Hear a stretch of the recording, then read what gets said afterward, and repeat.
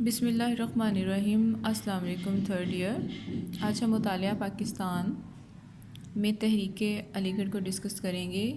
کہ تحریک علی گڑھ کیا تھا، اس کے پس منظر میں کیا چیزیں تھیں، اور تحریک علی گڑھ کی تعلیمی خدمات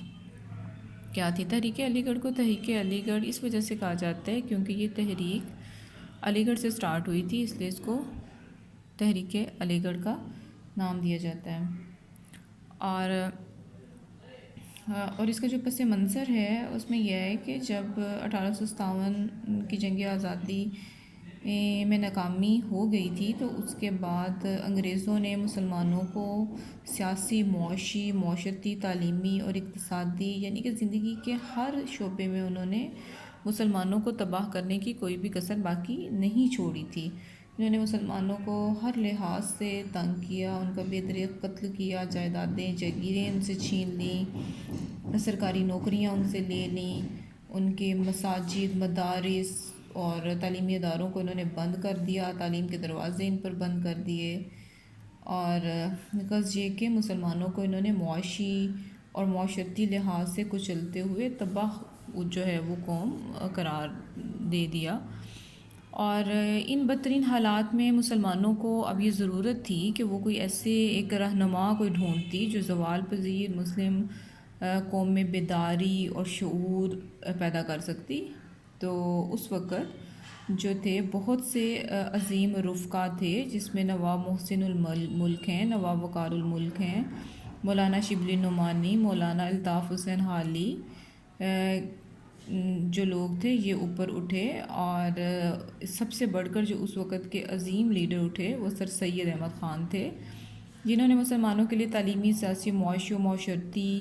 لحاظ سے تحریک کا آغاز علی گڑھ سے کیا تھا، اور اس وجہ سے اس تحریک کو تحریک علی گڑھ کے نام سے یاد کیا جاتا ہے۔ اور سر سید احمد خان جو تھے اور ان کے ساتھیوں نے ہی برصغیر کے مسلمانوں کے لیے وہ تمام کارنامے سر انجام دیے تھے جن پر مسلم نسلیں جتنا بھی فخر کریں وہ کم ہیں۔ اور جب انہوں نے اپنی تحریک کا باقاعدہ آغاز کر دیا تو سب سے پہلے انہوں نے تعلیمی خدمات سر انجام دی تھیں، جس میں انہوں نے سب سے پہلے 1859 میں مراد آباد میں ایک اسکول کا قیام عمل میں لایا تھا، اور یہ ایک فارسی اسکول قائم کیا گیا تھا جس میں انگریزی اور فارسی میں تعلیم جو تھی دی جاتی تھی۔ دوسرے نمبر پر انہوں نے غازی پور میں ایک اسکول کا قیام کیا جو کہ 1862 میں اس کی بنیاد رکھی تھی، اور جس میں اردو، عربی، فارسی کے علاوہ اسلامیات اور انگریزی کے مضامین بھی جو ہے وہ پڑھائے جاتے تھے۔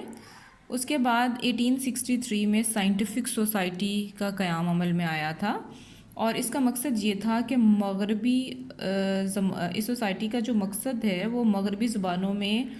لکھی گئی کتب کے اردو میں تراجم کرنا تھا تاکہ مسلمان جدید مغربی علوم سے بہرہ ہو سکیں۔ اس کے بعد 1866 میں علی گڑھ انسٹیٹیوٹ گزٹ کا اجرا ہوا تھا، اور جس کا مقصد انگریزوں اور مسلمانوں کے مابین اختلافات کو ختم کرنے اور برصغیر کے مسلمانوں کی تعلیمی اور معاشی ترقی کی رائیں ہموار کرنے کے لیے ایک رسالہ جو تھا انہوں نے جاری کیا تھا۔ انجمن حمایت اسلام کا قیام 1867 میں ہوا تھا جب اردو ہندی تنازع جو تھا وہ اپنے عروج پر تھا اس وقت، اور اس کے بعد 1870 میں انجمن ترقی مسلمانان ہند کا قیام کیا گیا تھا، اور اس کا مقصد مسلمانوں کو جدید تعلیم سے راستہ کرنا تھا تاکہ وہ جدید علوم سے مستفید ہو کر ہندو اور انگریز کی سازشوں کا مقابلہ کر سکیں۔ اور اس کے بعد ایم اے او کالج کا قیام 1877 میں ہوا تھا جو کہ وائسرائے ہند لارڈ رٹن نے کیا تھا، اور اس کالج میں دنیاوی اور سائنسی علوم کے علاوہ دینی علوم کی تدریس کا بھی اہتمام کیا گیا تھا۔ اس کے بعد جدید ترین نصاب کا نفاذ، سر سید احمد خان نے جو اپنے زیر انتظام چلنے والے تعلیمی اداروں میں جدید ترین مغربی نصاب کو بھی رائج کیا تھا، اور نصاب کی تشکیل اور تدوین کے لیے انہوں نے انگریز اساتذہ کی خدمات بھی حاصل کی تھیں، اور علی گڑھ میں مغربی علوم کی تعلیم کے ساتھ ساتھ مشرقی علوم کی تدریس کو بھی انہوں نے جاری رکھا تھا۔ اس کے بعد محمدن ایجوکیشنل کانفرنس کا قیام 1886 میں ہوا تھا، جس میں مسلمانوں کے سیاسی، ثقافتی، معاشی و معاشرتی حقوق کے تحفظ کے لیے اس تنظیم نے اہم کردار ادا کیا تھا، اور اس کے علاوہ مسلم قوم کی تعلیمی ضرورتوں کے لیے فنڈز کی فراہمی بھی اس ادارے نے کی تھی، بہت زیادہ ہیلپ بھی کی تھی۔ اور اس کانفرنس جو ہے نے کی تھی، اور اس کانفرنس نے ہندوستان کے دور دراز اور پسماندہ علاقوں میں کانفرنسوں کا انعقاد کر کے مسلمانوں میں حصول تعلیم کا شوق پیدا کرنے میں بڑی ترغیب دیتی تھی۔